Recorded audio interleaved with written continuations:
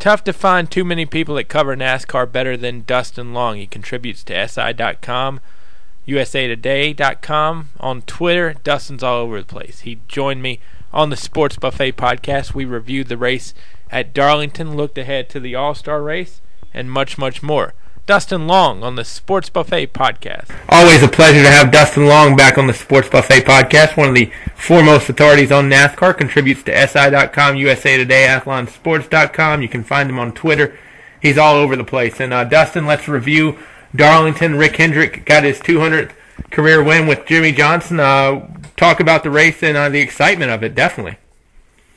Well, I mean, certainly it was a night that a lot of people at Hendrick Motorsports have been waiting a long time for. I mean, Jimmy Johnson got the organization's 199th win back in October at Kansas, and this drought that they've gone since then was about the longest in like a decade or so.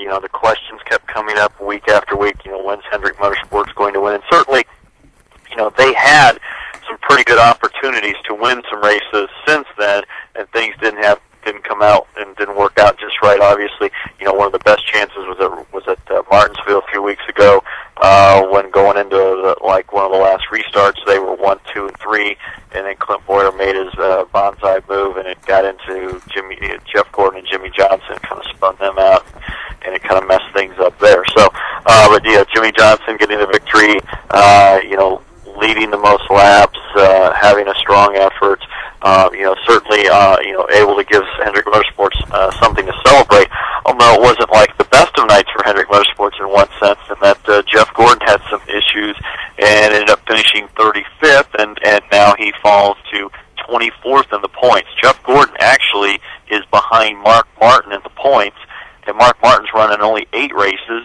and Gordon's running 11, so that's how tough it's been for Jeff Gordon. And obviously, you know, the fireworks at the end of the race involving Kurt Busch and Ryan Newman and their pit crews, it kind of started like one of the last cautions, the last caution when Kurt pitted, and according to Ryan Newman's crew chief Tony Gibson, he said that Kurt just kind of fired out of pit stall right into Newman's pit stall, which was the next one. And according to Tony Gibson, he said that some of his guys kind of had to get out of the way or jump out of the way as Kurt shot through there. So that's kind of what angered you know, Newman's pit crew guys. And then you had, as the cars were coming down pit roads into the race, Kurt Busch ran into Ryan Newman. And, you know, I talked with Ryan afterwards, and, you know, he said that, you know, Kurt told him that he was taking his helmet off and that he just accidentally ran into him, to which Ryan Newman said that he pretty much believed that to be a lie and questioned Kurt Busch's sanity in a couple of different ways. So was not very happy with Kurt Busch at all with that incident. And then obviously after those guys talked a little bit, you know, some of Newman's crew guys came down there, and the gas man was you know, really forceful in trying to get to Kurt Busch and express his displeasure in many ways. And certainly kind of a hockey scrum broke out, and then you know, eventually calm and order was restored, but not before a NASCAR official got knocked down onto the hood of Busch's car. So a lot of interesting things that happened at Darlington for sure. Yeah, I always look for a good feud in NASCAR. Let's talk about 24 with Jeff Gordon. What's wrong? I mean, you normally don't see this many under 20s for Jeff Gordon, and he's got a lot of them so far this season. Well, I really think it's just bad luck. And, I mean, you know, look, he was, it's just been, that car has run well, it just can't get to the finish for whatever reason. I mean, I think back to Bristol, he was running, if I remember right, he was running the top 5 or so, when his teammate Dale Jr. comes up to him and they make contact, and it ends up cutting the tire on Gordon, and he spins and wrecks. You know, at Martinsville, as I mentioned, he's leading the race on that you know, late restart, and Clint Boyer makes his move, and it collects Jeff Gordon. Jeff Gordon's car gets beat up, and instead of finishing first or second, he finishes outside the top 10. So, you know, it just seems like, you know, even at Talladega, it looked like he was getting past one of the wrecks, and Truex's car came down and clipped him in the rear and sent him up into the wall. So, it's just kind of been these weird, bizarre circumstances, but what it has done is it's put him so far back in the points realistically, he's probably not going to make the chase by getting into the top 10 in points. So what he's going to have to do is rely on the wild card, and realistically, he's probably going to need to win one, maybe two races to do that and to get into the top 20 points to be eligible for that wild card. Now, certainly, Brad Keselowski had his struggles last year. Even at this point last year, was way down in the points, hadn't won yet. Didn't win until Kansas in June, and then won, elsewhere after a couple more races after that, and got into the chase via the wild card. So there's still time. It's still possible. Gordon's got speed in the car. It's not like he's running. It's not like he's 24th in the points because he's only got a car that can only run in 20th place. He's got a car that can run up front. It's just that he just can't. They haven't been able to finish there. And of course, an age-old question too is when does Dale Jr. get his first win? I mean, you cannot argue with the consistency whatsoever. I mean, he's been running good at a lot of the tracks. What type of track can give Dale Jr. that first win in a long, long time? Well, I kind of thought, I said before the season, I thought he would win this year, but I thought he needed to win by the time the series got to Charlotte for the 600. Obviously, he nearly won that race last year, ran out of fuel, about the last corner of the last lap on that green-white checker, and that allowed Kevin Harvick to win the race. Because after that, you come up on some tracks that he's not as strong. He's not as strong at Pocono. Obviously, Michigan was his last win, 4 years ago. Daytona is a place where that's probably his best chance to win in the summer. He typically, a number of times, he kind of gets into that summer slump. I mean, like I said, probably because some of the tracks don't line up as well. He's not, he's been up and down Pocono. He's not great on the road courses, so that he's just trying to get a top 10 at Sonoma and Watkins Glen. He's run well at times in Indianapolis, hasn't always had the finishes. Kentucky's a mile and a half. You got to figure that they ought to be good there, but he had problems there last year.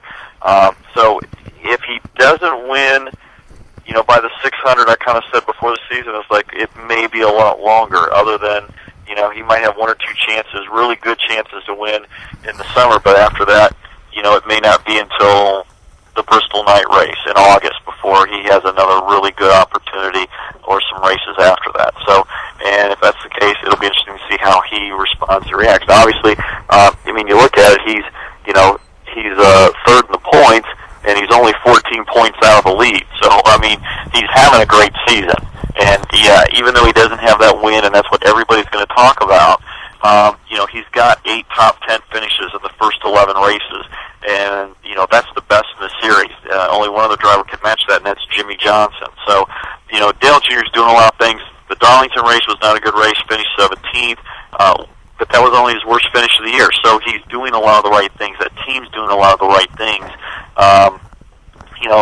Eventually, if you run up front enough, you're going to win a race.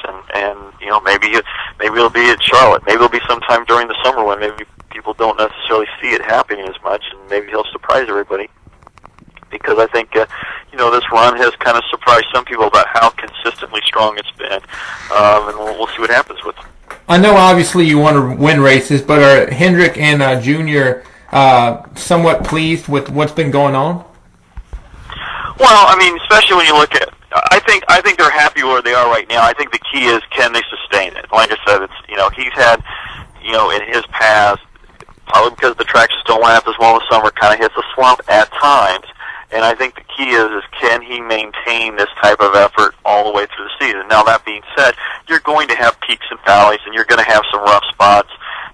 It's just a matter of limiting how long those rough patches last. I think of a guy like Mark Truex Jr., 6th in the points, had a top 5 finish at Darlington, and that came after 2 weeks of finishes outside the top 20. Truex had this great, really good start to the season.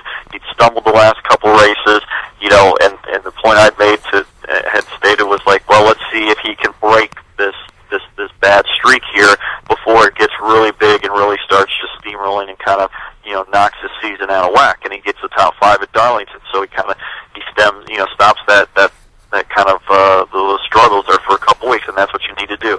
Do you have a bad week? Okay, you try not to let it be 2 bad weeks. If it's 2 bad weeks, you try not to let it be 3 bad weeks. You have to stop it before it gets to be 3 or 4 bad weeks, before then it just really kind of snowballs and creates some kind of problems. So I think, at Hendrick Motorsports, it's about winning, but it's also about winning championships.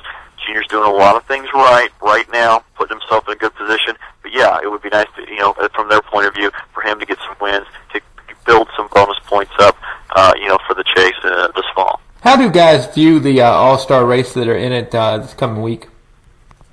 Well, I think guys, they look at that $1 million paycheck, and so that's something that certainly is inviting to them, especially if they're running toward the front. If you're not running well, then it basically becomes a glorified test session. I mean, if you really don't have a chance to win, then you're just trying to figure out what's wrong with your car and how to make it better, and you basically use it for a test session. I mean, everybody goes in with the idea of, trying to learn as much as they can, because it's, the next race is the 600, and that's back to paying points, and while you don't win as much money for winning that race as you do for the All-Star race, the points are still pretty valuable, and you get enough points that can help you for the championship and even a bigger check at the end of the season. Dustin, as always, appreciate your time. Last question for you, and we'll talk to you again sooner than later. Give me a guy that you would, if NASCAR were the stock market, who would you sell right now, and who would you buy right now that maybe would be a low buy, and who would you sell high on right now? Well, I'll tell you what, I've liked a lot of things that Harvick has done this season, but they've made some mistakes, on pit road, running out of fuel a couple times. And, I think he's still got speed, but I think, he's kind of dropped a bit in the points. So that's a guy, even though he's the defending champion of the 600, I want to see what they, how they rectify these things. So, he would be a guy that, would maybe sell at this point if I'm looking at guys, especially in the top 10 situation, because he's kind of dropped the last few weeks. Doesn't mean he can't turn it around. And obviously, like I said, it's a long season. It's hard to be, at the top of your game all season long, and the one benefit to the struggles right now for that team is they're doing it now as opposed to the chase. As opposed to somebody I'd buy, Jimmy Johnson. 8 top 10s in 11 races, but when you can't take out the 2 restrictor plate races, got wrecked in the second lap at Daytona, had issues at Talladega. Toss those out, I think his worst finish is 12th this year. The guy's back in championship form, and that's something that should be scary for the rest of the competition. And I guess I'd throw one more name in there is Matt Kenseth, second in the points, 2 points out of the lead behind Greg Biffle. Biffle's obviously having a great season, but Matt Kenseth has really thrown up some strong runs, 6 top 5s this season. That matches what Biffle's done. But he's also got a win with winning the Daytona 500. Just kind of like what he's been doing the last several weeks. Would there be anybody as a deep sleeper that people either really forget about, or hey, they still run, that type of guy? Well, obviously Casey Kane's starting to make noise. Obviously, after his rough season, he scored 5 consecutive top 10. So he's certainly a guy to keep an eye on for sure. And even another guy like that is Kyle Busch, 9th in the points, who in those last 3 races has finished 1st, 2nd, and 4th. It's just a few weeks ago people were asking, well, what's wrong with Kyle Busch? The thing is he wasn't leading as many laps as what maybe you kind of tend to see out of him in years past. But you look at the numbers, he got wrecked early at Bristol, so through no fault of his own. He did wreck on his own at Martinsville, so the short tracks have kind of hurt him with a couple finishes outside the top 30. But other than that, he's had some pretty good runs, and he's put together a nice little run here. 4 straight top 10s, and like I said, the last 3 races, 1st, 2nd, and 4th. That's another guy to certainly keep an eye on. Dustin, as always, we appreciate the time, and we'll talk to you soon.